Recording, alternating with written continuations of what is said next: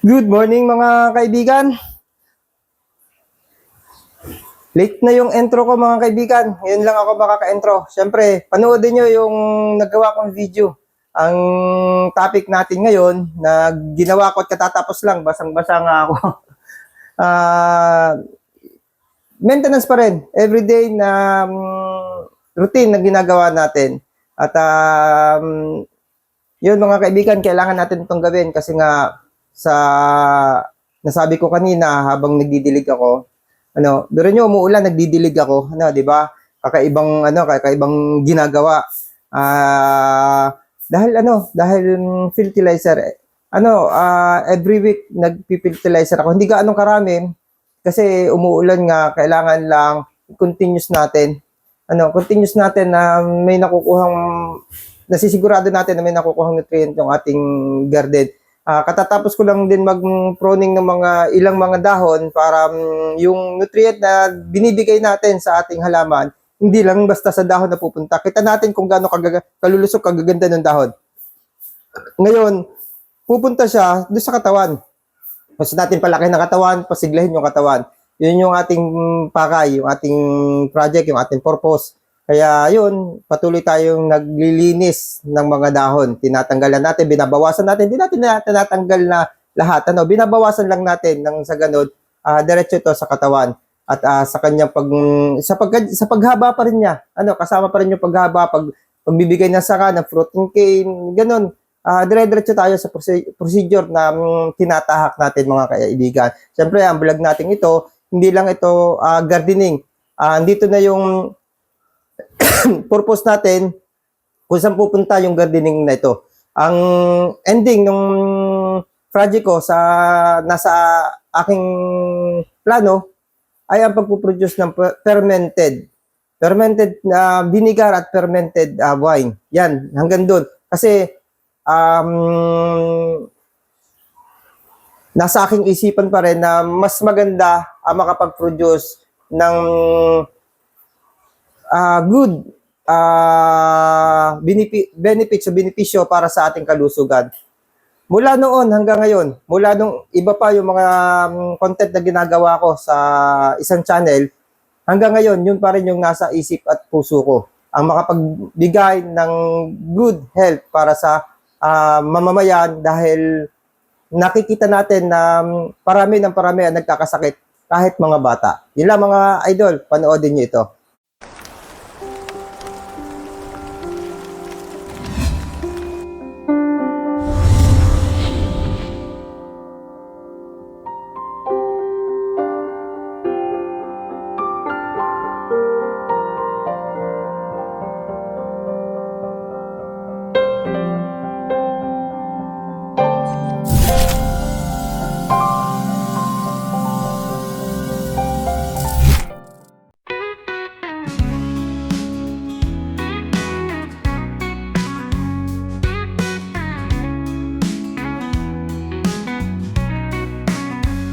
Malayang buhay, tulad ng mga lagaslas sa batis.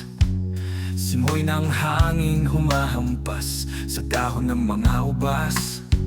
Tumutulong tubig dahil sa magdamag na kadiliman. Ang inaasam ng lahat sa mundong ibabaw, paraiso sa gardin. Makikita mo lahat ng ito sa Arabella Garden.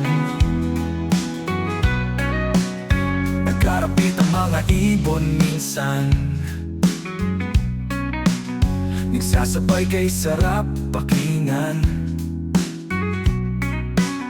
Mga paru-parong nagliliparan sa mga bulaklak na kay ganda. Tumatalong mga tipaklong, nagpapalipat sa mga dahon.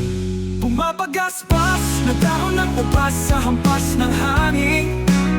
Habang at bulaklak nito'y sumasangyo at nagbibigay sigla sa tuwina. Ang sarap mabuhay dito sa Arabella Garden. Ito hindi ko malilimutan at handa kong ipamana at ipasa. Mama crayfish na umipis Basic balak kong isama sa maganda kong paligid, tunay na magbibigay ng panibagong sigla dito sa buhay namin. Ito ang pangarap kong buhay, ang mapunta sa paraisong ako rin ang gumawa. Sarap ng buhay sa bawat pagmulat ng mga mata, at muling papikit, ikaw pa rin ang kasama. Arabella Garden, pinangarap kita noon, ngayon nandito ka na. Sa piling ko, yakap ko ang kaligayahan ito. Arabella Garden, ubas na kay ganga at crayfish na masigla, mga hayop at halaman kay gaganda.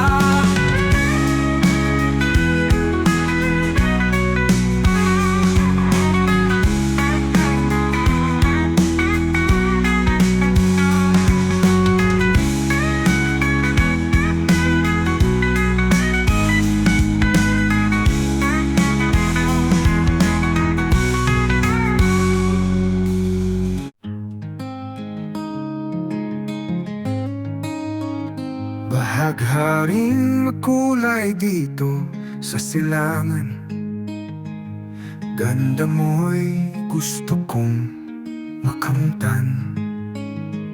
Kailan ka masasalat o makapitan? Hello guys, pagkatapos nating mag-cultivate ng lupa sa may puno ng ating mga ubas, magkakaroon tayo ngayon ng pagbababad ng fertilizer. Continuous lang naman lagi yan para sa pagpapataba, pagpapalaki ng ating mga halaman. Ito yung routine na lagi natin ginagawa. Bukod dyan, mag-spray pa rin tayo ng siguro gamitin kong spray organic siguro para sa sa mga insekto, kasi patuloy na umuulan at ayan yung isa sa pinakamahirap nating kalaban sa paggagarden, lalo na dito sa ubas na hindi natin alam kung ano yung mga sakit na dumadapo kasi baguhan lang tayo sa ganitong uri ng halaman. Mga kaibigan, ito ibababad natin dito sa ating timba yung continuous na maintenance natin na ginagawa sa ating mga halamang ubas. Ito mga kaibigan ay complete.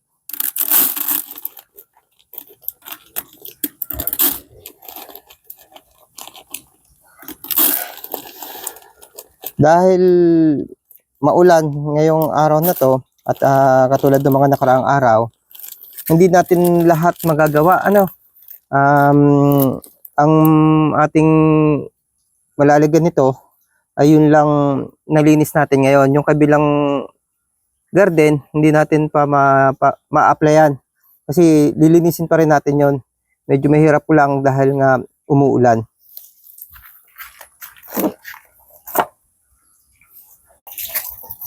Babad muna natin. Sa hapon natin ilalagay sa halamanan.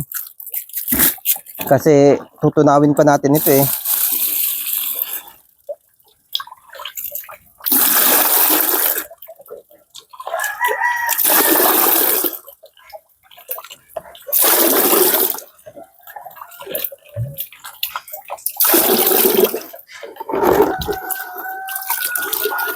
Mahirap kasing tunawin to.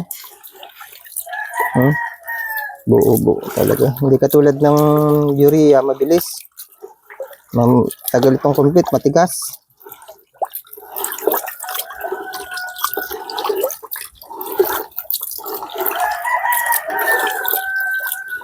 Pwede din naman natin diretso na. Tapos ibabad na lang natin yung i-follow up na lang natin yung matitira. Kasi nag-ano din naman eh. Yung matitira dito, ipapalo up na lang natin, continuous na lang natin sa hapon. Baka mamaya, dumiretso yung ulan.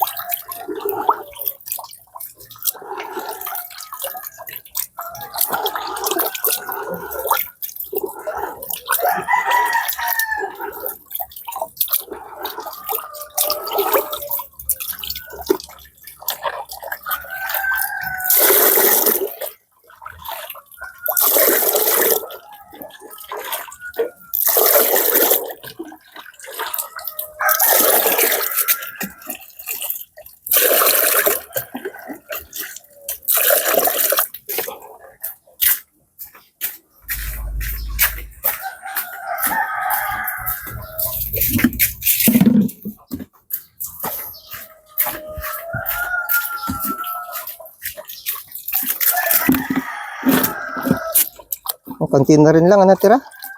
Pwede na nga to. Kasi baka mamaya lumakas pa yung ulan sa hapon. Kaya di na panganabangan. Hatiin natin para paano natin makompleto natin yung ating halamanan.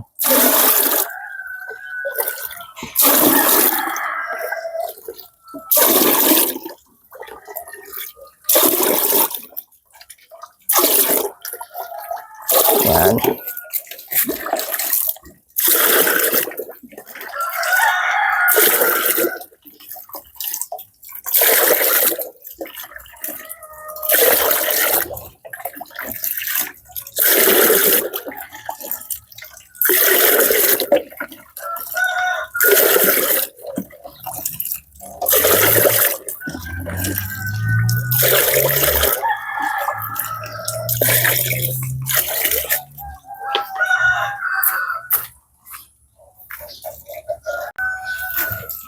Ito mga kaibigan, simulan na natin yung ating paglalagay ng fertilizer.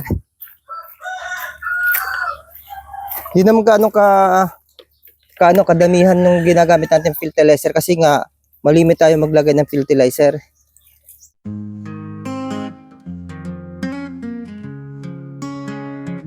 Malayang buhay tulad ng mga lakas na sabatis, simoy ng hangin humahampas sa dahon ng mga upas, tumutulong tubig dahil sa magdamag na kadiliman ang inaasam ng lahat sa mundong ibabaw, paraiso sa gardin.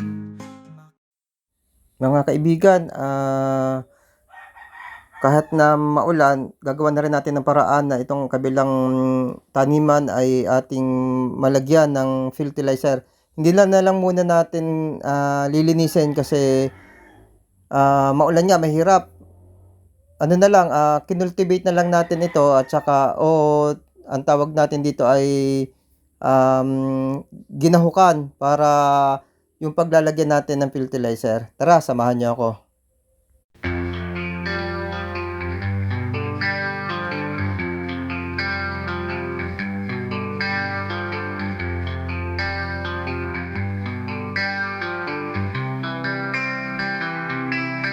Sa kabukiran, ang sarap ditong mamuhay. Sariwang hangin, magandang mga halaman, derding paligid, gulay na sariwa, manok at kapoy na naglalaro sa lansangan.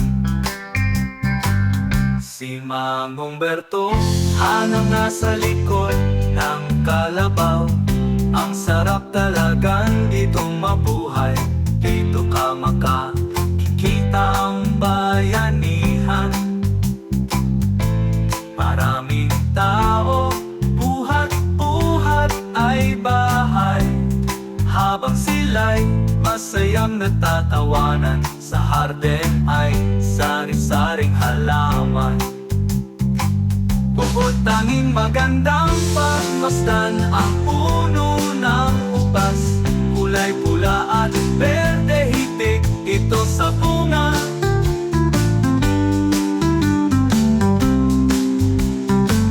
Bukod tanging magandang pagmasdan ang puno ng upas, kulay pula at berde hitik ito sa bunga.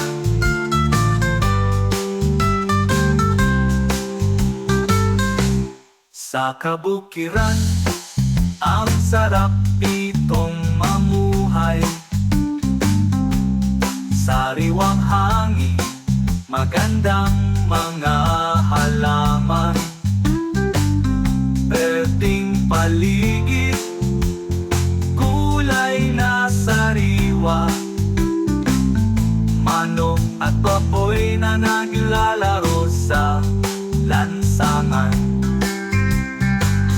Si Mang Humberto, hanang nasa likod ng kalabaw. Ang sarap talagang dito mabuhay. Dito ka makikita ang bayan. Yun mga kaibigan, saktong natapos natin ng pagpipiltilizer. Malakas ang ulan, basa na ako, malipid ko. Paki-like, paki-share, paki-comment kung ano yung mga suggestion nyo, kung ano yung mga nakita nyong mali. Dahil tayo mga baguhan,